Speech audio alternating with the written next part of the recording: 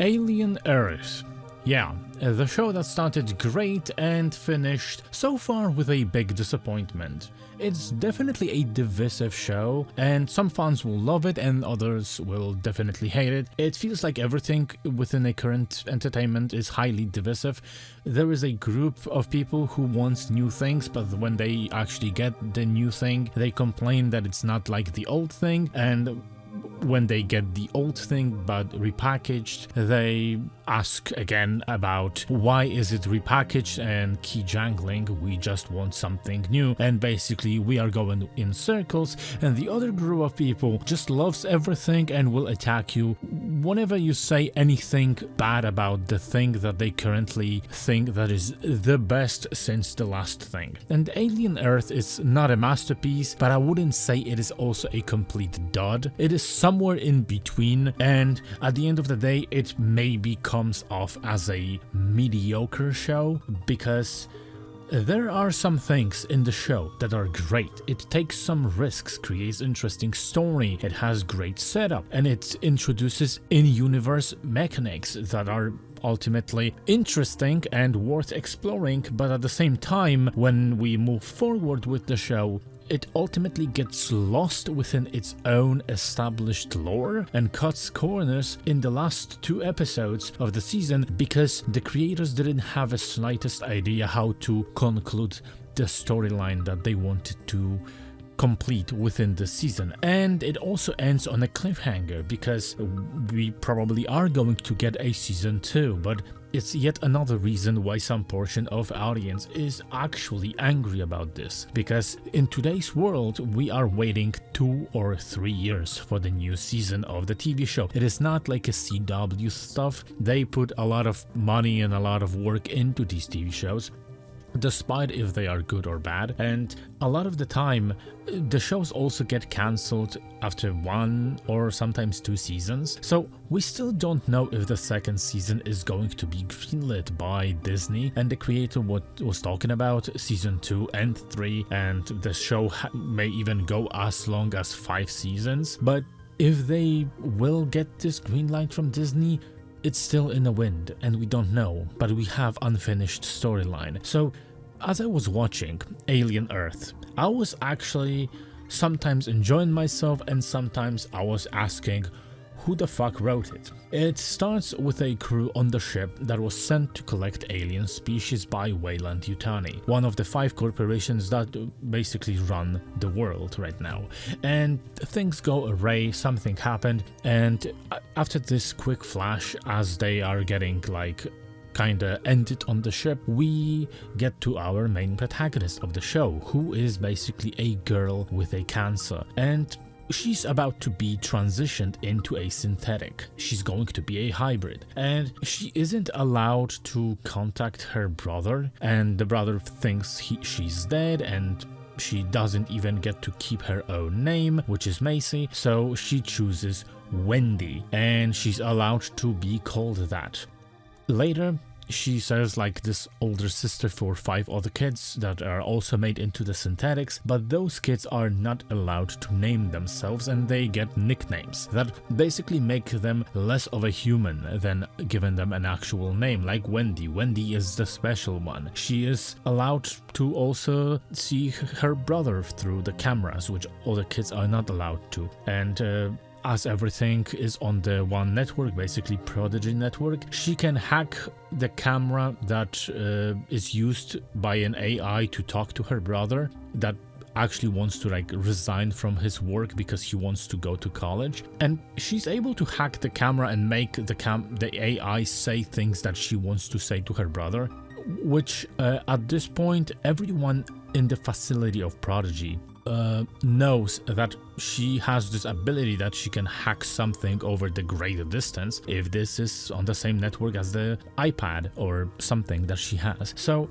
And as we are following Wendy, we then switch to her brother that is in this like first responder group, and the ship with alien species is crashing down into the city, and the city is controlled by Prodigy, and the ship belongs to Weyland-Yutani. So synthetics are allowed, because Wendy asked, to go on the mission to search and rescue. And Boy Cavalier, which is a guy who owns Prodigy, the trillionaire, and basically he's kind of childish himself. He's like a really eccentric, egocentric, and everything starting with E. And basically he knows that Wendy wants to go to see her brother, and his rules didn't allow her to see her brother up to this point, but all of a sudden he allows Wendy and the crew to go to the shipwreckage to allow them to basically participate in the search and rescue missions. But that also kinda doesn't make sense what is happening when we discover something that happens later. So they go onto this mission, encounter fully grown xenomorph and also the other species like Ocelus, the octopus type eye, the blood-sucking bugs that are called species 17, the plant that basically grows from the ceiling called like Plumbicare, and an unnamed fly that spits acid and sucks out the fluid out of the things. So the most care in the show is spent on two things: xenomorphs and the octopus eye, which the rest of the species exist and to some extent, like I would say, neither writers or we don't care about them very much. There is a gory scene that is featuring the cat basically being invaded by the octopus eye. It's a really gory scene. I was actually surprised, and it was one of the better scenes in the show, and it also ties into something that is happening later in the show. The whole overall show looks really gorgeous. It is beautiful. The budget that went into making this thing had to be on a really high level. So the first 3 episodes of the show are like 3-hour pilot episode. They all take place around the shipwreckage, and the 3rd episode also moves to the island where Prodigy resides.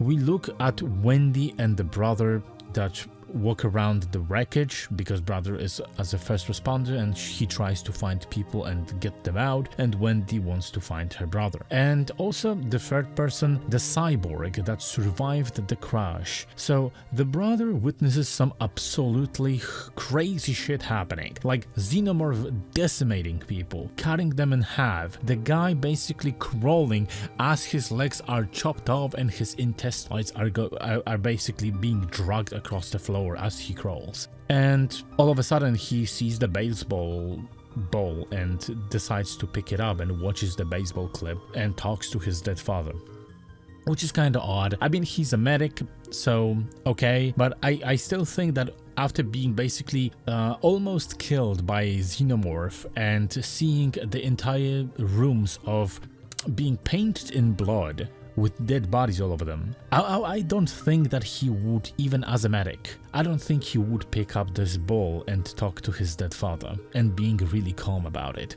The conversation between him and Wendy to convince him that she is actually his sister is also really quick, and we move out from this topic fairly quickly. It comes back maybe like 2 times throughout the span of the show, and it's not really anything worth paying attention to. The cyborg that also like survived the crash is named Marbo, and well, he tries to stop the first responders from securing the alien species because he is told to bring them to Weyland-Yutani, which we also know that this cargo is like most important to him because we were presented this in the flashback scene, and it's more important than human life. So it doesn't matter how many people he's going to have to kill, or the entire crew and first responders and etc. He is hooked on securing the ship, and that's it. In the episode 3, Wendy gets damaged because she ends up fighting a xenomorph and decapitating it.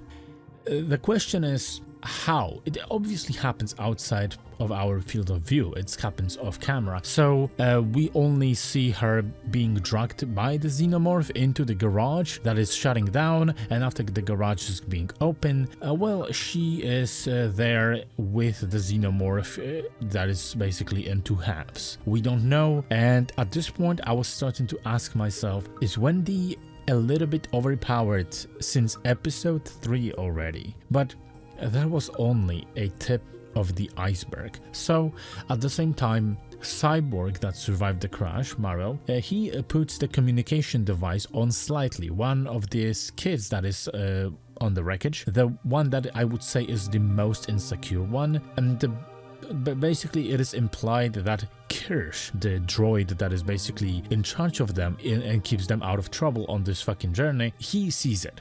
So after all, that leads us to like the episode 3, the half that is happening on an island of the Prodigy owner that is called in the show Boy Cavalier. So the show slows down really very much. Like comparatively to the first 2 episodes, this starts to get really slow. The exception is episode 5, which is a spaceship flashback episode, which shows us how the cyborg survived the crash. The rest, well, in the episode 3, we watch what is happening on the island. We follow the synthetic kids getting around to trying to like move on from the things that they seen on the crash scene. Wendy's brother is getting his lung replaced because it was damaged, and the show tries to portray it as it's something malicious happening, but in fact it isn't.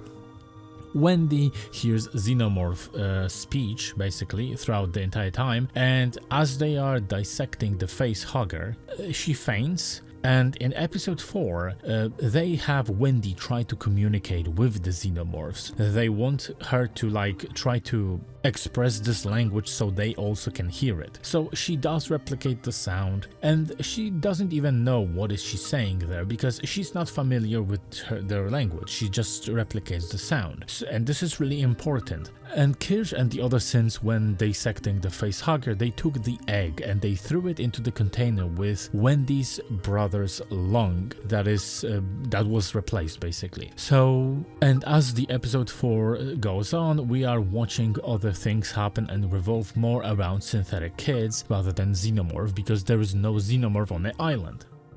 We get to Nibs, and she also starts acting crazy.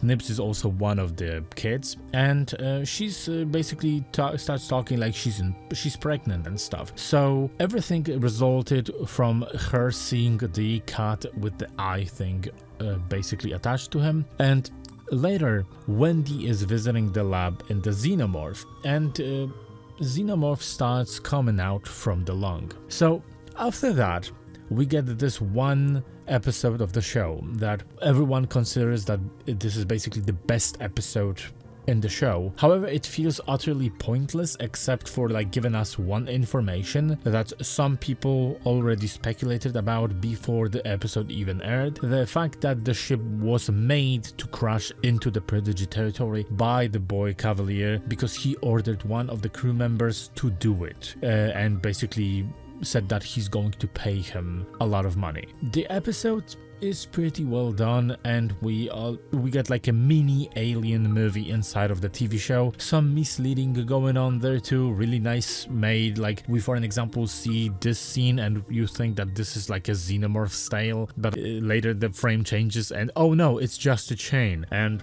who's going to drink the poisoned water, because the subject 17 basically got out of the cage and poisoned the water of this lady, and she never drinks it. So who's going to die? All of a sudden the boy that is the engineer's helper, he drinks it and pukes blood, and then as they try to operate on him, they all die of poisoning because the bugs released the poison in the operating room, which is another thing that is messed up and makes no sense, because you conduct surgery to remove alien species from the lungs of the guy that lies open on your table.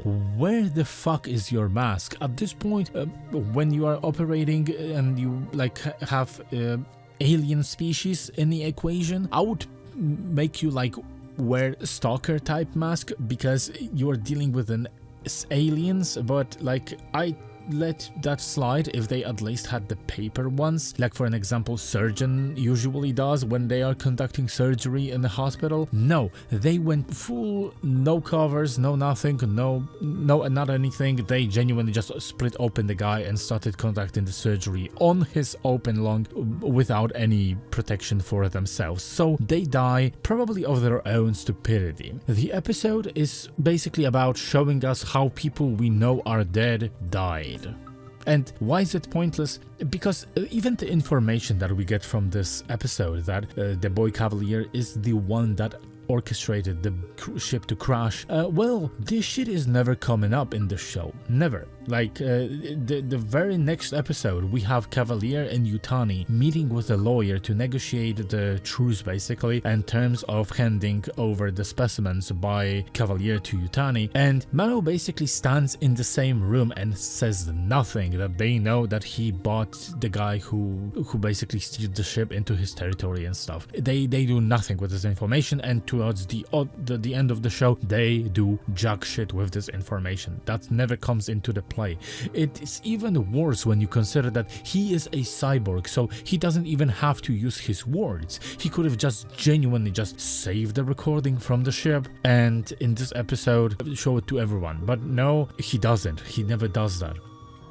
In this episode, also, all of a sudden, Wendy already has what it feels like full-blown conversations with the baby alien. And Nibs was losing her mind, so Doc just basically forced her to erase her memories from the last week. And Guy basically said no and gets fired because his wife said that she's going to do it. And Mario, at the same time, still forces the kid to deliver him the alien species. And Kirsch is basically listening to it, and he's doing nothing, showing that Kirsch, the droid, has some ulterior motive, but this basically goes nowhere. So basically the situation comes up where Toodles or Isaac was basically feeding the aliens, and he gets ripped apart by flies. So he gets killed. He's the only actual character in the show that gets killed, and well, the eye alien basically scared him. He tripped the flies, basically spit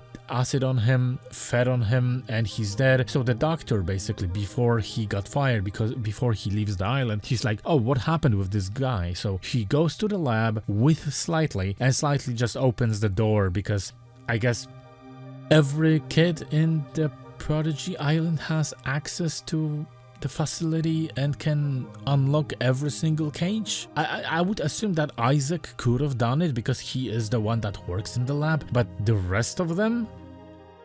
Why? How?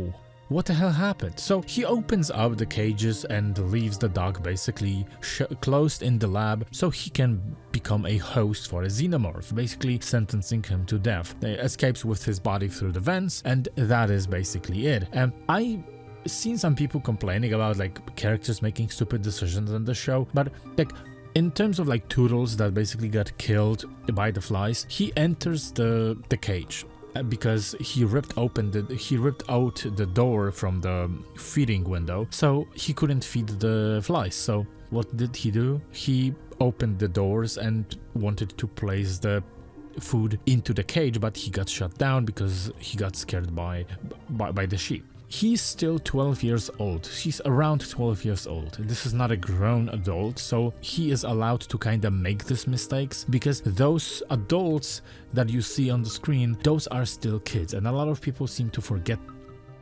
You can explain some things involving them that are maybe not as bad as they would seem, because we still have to keep in mind that those are kids. However, as we are going, the more problems kinda appear, because we also see Kirsch seeing everything take place, and he says to Cavalier that everything is okay. Later they come into the lab and they see that nothing is okay. Cavalier doesn't even question Kirsch's motives because he said to him that everything is okay. Few minutes later they arrive and everything is basically in shambles. So what happened? We don't know. Now, from episode 7, everything basically seems to be rushed and stupid and falls apart. Why? Because the next episode, Episode 7. Alien is fully grown. It is a full-blown xenomorph. The doctor, basically, instead of filling in the other kids on the situation with Nibs, that they had to erase her memory for the last week because she was becoming a danger to herself and to the others, they basically didn't tell anyone, and Wendy is now basically going in and blabs to her about the cat incident on the wreckage. Wendy is also a master hacker right now. From episode to episode, she hacks everything. She can hack Xenomorph's cage through basically touching the screen and unlocking the lock and killing everyone in the lab that was basically not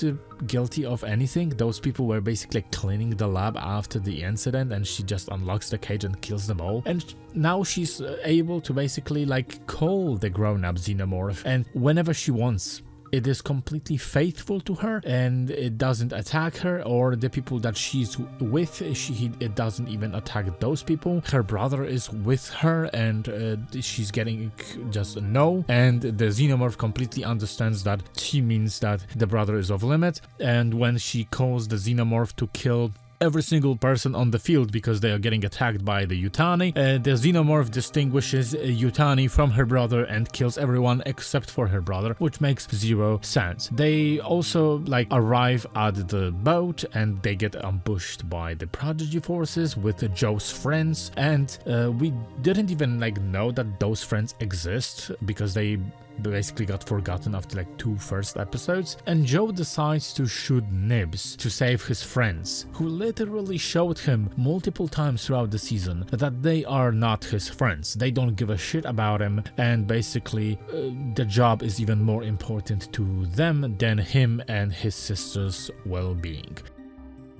And then at the ending of this episode, we also see Nibs that rips the guy's jaw off. So it is complete 180 because she wasn't using her full strength at all. And one time she kinda seemed to finally get grasp of her abilities was when she was with the doctor in the office, and she threatened the doctor to leave her alone. And that's why also she got her memory wiped. So she basically went back in time mentally, and she is able to use her super strength right now, but the 2 boys that carried the dude with the face fucker on him to the beach are struggling with it, and they are carrying him in too. So, and they haven't had their memory wiped. So I'm just Nibs is able to just all of a sudden use her full strength, but the others don't. At the same time, the doctor is basically carried by those 2 boys, and he wakes up, and when he wakes up, he doesn't remember anything, but the face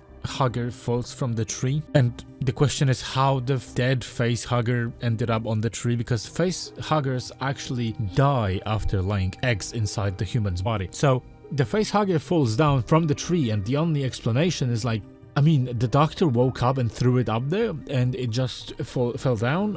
I don't understand what the fuck happened. So he doesn't remember anything, and the show presents us with the flashbacks that he's getting as they are moving forward to the beach. He's finally starting to remember things. The problem is that the flashbacks are presented from the third-person perspective, and he remembers them carrying him when he was being face-fucked by the alien, and I think he would actually, I don't know, remember the lab incident when he was basically sentenced by slightly to fucking death or something like that, but no, he is starting to remember the things that he couldn't see because he was unconscious and basically blinded by the face fucker. So great, but the doctor is basically portrayed like a best guy in the show. He obviously dies soon after that, but throughout the show he's portrayed like he's the only one that cares about the kids, so that's why he has to die. And they are really close to reaching the place of the meeting, but he dies on the beach, the alien fucks off, so they decide to take the dead body and take him to the beach, which is not the beach because it basically looks like they are on the verge of the open ocean to meet Mario instead of the beach, because the meeting wasn't at the beach, despite of being told us multiple times that it is at the beach. So Mario sees that the alien is gone, and he takes the boys hostage, but then Yutani get ambushed by Prodigy, and they all get taken into the hostage. And in the last episode, everyone ends up in the cell, and I mean everyone, because the characters just do stuff that they couldn't do up till now, but they also don't do stuff that they should be able to do. So Wendy can hack shit, not even touching screens right now. She just waves her hand and it's magic, and she hacks everything, opens up cages that are basically 2 rooms ahead and stuff. Everything is stellar, basically. That is like they all forgot that she can do it, and they put her into this cage and they left her. And in the first episode we had presented to us that she can hack things by touching the feed of the camera. If this thing is on the same network, she can hack anything. And Boy Cavalier, Kirsch, the doctor, everyone in charge basically forgot that this is a thing all of a sudden. They put them in those normal cells also with bars, so even if she couldn't like hack everything and open everything like with a magic hand, she just could bend the bars and they can leave the cell. And they acknowledged it in the show that those are normal cages, not suitable to keep synthetics, but yeah, like, okay, so come up with something else, close them in one of those containers that you have aliens in. I don't know. So she frees her brother and Mario, that basically takes off the cylinder because he had a cylinder on his hand to stop him from using his enhanced arm, because basically he can do a knife or a torch from this arm. And as he keeps fighting Kirsch a few moments later, he basically forgets that his arm has a knife or a torch and gets bodied and strangled by Kirsch with a broken back. And he faints. How the fuck can you strangle a cyborg? The dude is basically a walking machine and you strangled him. I know that he's a human turned machine, but for fuck's sake, he's still a cyborg. He is shown to be basically extraordinary, and you just strangle him and he faints? And Boy Cavalier is still a fucking idiot, and he just walks into the room where the kids are held, and Wendy just opens the cell but with a waving her hand. But I admire like just sticking to him being this weird eccentric, and at that point he just walks into the cell instead of just fucking off. I really like that touch. That's probably the best thing that happened in this episode. The boy genius, they called him. Yet throughout the entire show we don't see him do anything that could be even considered smart, yet alone genius. Instead of, we see the clown that is just obnoxious and shitty towards everyone. Human, synthetic, droid, everyone, cyborgs, he just hates everyone. But we do know that he loves Peter Pan, and he sees himself as a Peter Pan and the gang of synthetics as lost boys. And Wendy, well, Wendy is allowed to be called Wendy probably because of Peter Pan. And the boy genius is also the type of guy who walks into the room where serious negotiations are taking place in front of the lawyer, and he puts his dirty ass feet on the table during negotiation to show the disrespect for his rival. The type of guy who doesn't understand the threat that may be allowing a synthetic child to be the only one who is able to like communicate with the really basically the most predatory alien species that they have on the facility and form the bond with it. And it's maybe not the best fucking solution, because the moment this child is going to have the moods, they all are dead. Or maybe, for an example, he also doesn't think about securing the network because he knows that Wendy can hack everything. Really genius, I would say. So as the show goes on, they finally get free from the cell. Cavalier finally runs for his life. They spread, and it is implied that they are set to kill the adults. Dr. Cavalier, Marrow, Kirsch. But no, they are set out to tie them up and put them into the cell. I'm joking. So they basically accomplish nothing. They just tie them up and throw them into the cells. There's also this brilliant scene in this episode where the doctor basically goes to put flowers on the graves of the children that they buried the bodies. And, well, the entire facility is on alert because there are aliens running around killing people, but she is on the graves. She just leaves the facility at this moment to go to put the flowers on the graves.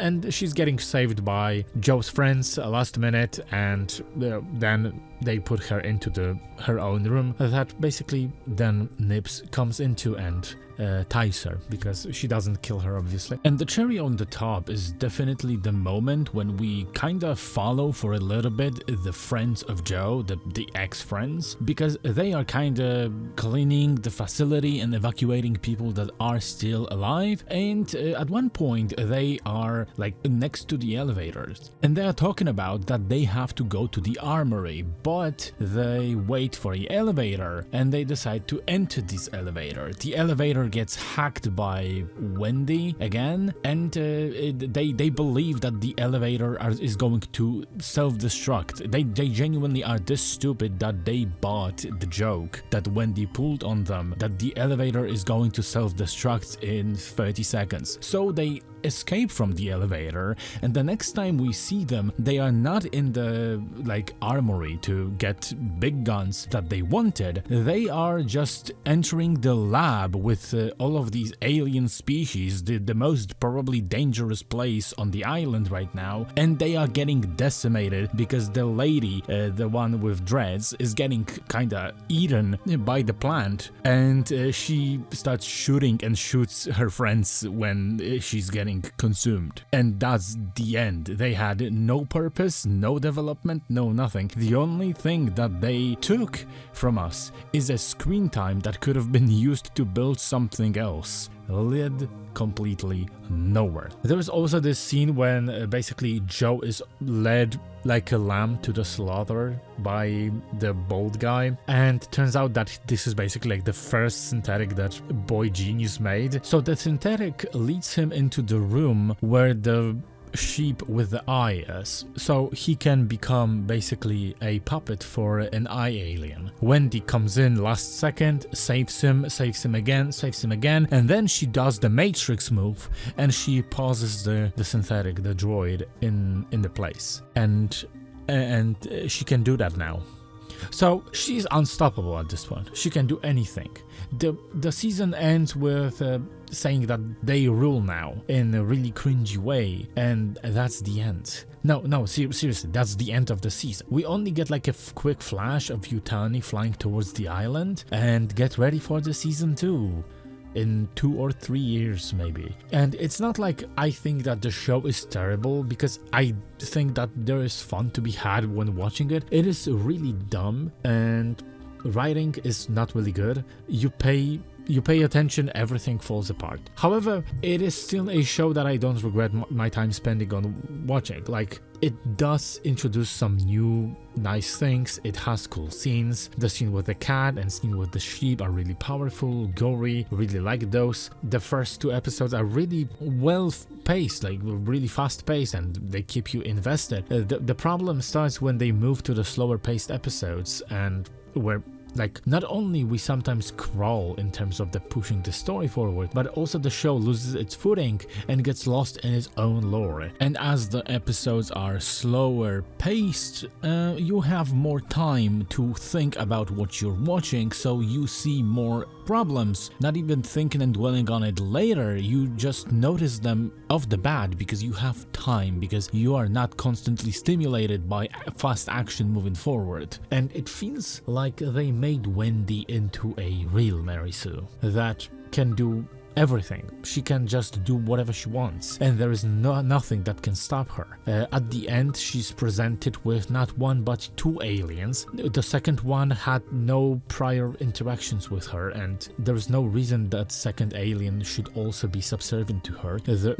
She can hack everything, not even touching the screens. She only can wave her hand and like Lord Voldemort, and she's basically hacking shit. She is extremely powerful, and she can even hack the droid, not touching him, just making him freeze because it's on the same network. It feels like there is no point in following her adventures from this on forward into season 2 or 3 or 5, because she is overpowered, and it's not fun to look at it because there is no challenge for our main protagonist. Unless they nerf her abilities, in the first episode of season 2, there is no reason to watch it. It's the same stuff that people say about Superman that is not true, because a lot of people don't like Superman. They claim that because he's overpowered. But Superman still fights aliens and Kryptonians that are faster than him, that can kill him, that can damage him. He still has adventures off the planet when he is more susceptible to like damage. He also has this weakness that completely shuts him down, being a kryptonite. In alien Earth, there is no force that can stop Wendy, because even aliens that could rip her apart are on her side, at her every command. At the end, Alien Earth is a really flawed show, with a great idea, nice concept, amazing visuals, great music, some really good acting, because the actors completely conveyed that the fact that they are still kids in the show, not full adults. However, the writing is the biggest problem of the show. It completely betrays it and makes it one big mess that if you stop to think about it for a second or two, at times it completely falls apart. But it's not all bad. Like, there are plot lines that are fun to explore, but sometimes they are not even tied because we still wait for the season 2. The plotline of Nibs losing her sanity because she saw the gore shit on the wreckage is really on point and fits of how the kid would react to seeing something like that. But we don't continue with it because we erased her memory. We don't even follow the fact that she should have some type of, I don't know, problems with losing her memory. No, we just cut the storyline, and maybe it's going to be addressed in the second season, maybe not. In fact, we went opposite route even with Nibs, because she got her memory wiped to stop her from becoming a psycho, but in the last episode she became even bigger psycho, like nothing of that even mattered.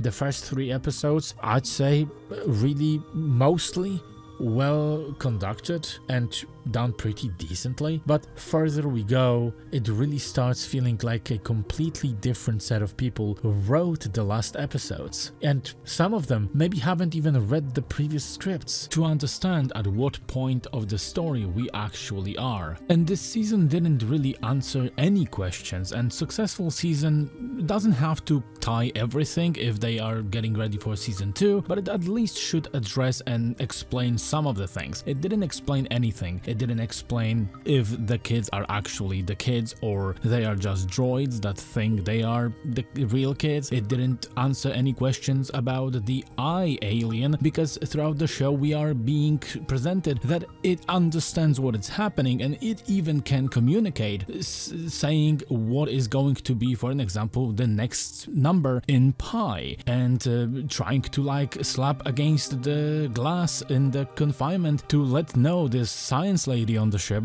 that the bugs are leaving the other container, and it goes nowhere. So it doesn't really explain anything and it doesn't explore anything. It basically feels like a big tease for a season 2 that leaves you really blue-balled. I'd say if you are an Alien franchise fan, you probably will find enjoyment in this show and you're going to watch it either way, and it is there is some fun to be had. But if you are expecting something like seeing a lot of xenomorphs or a lot of action, or some people who are complete lore purists, they are going to end up extremely disappointed. And it feels like they tried. I feel like the crew that made the show actually tried this time. But trying isn't always enough.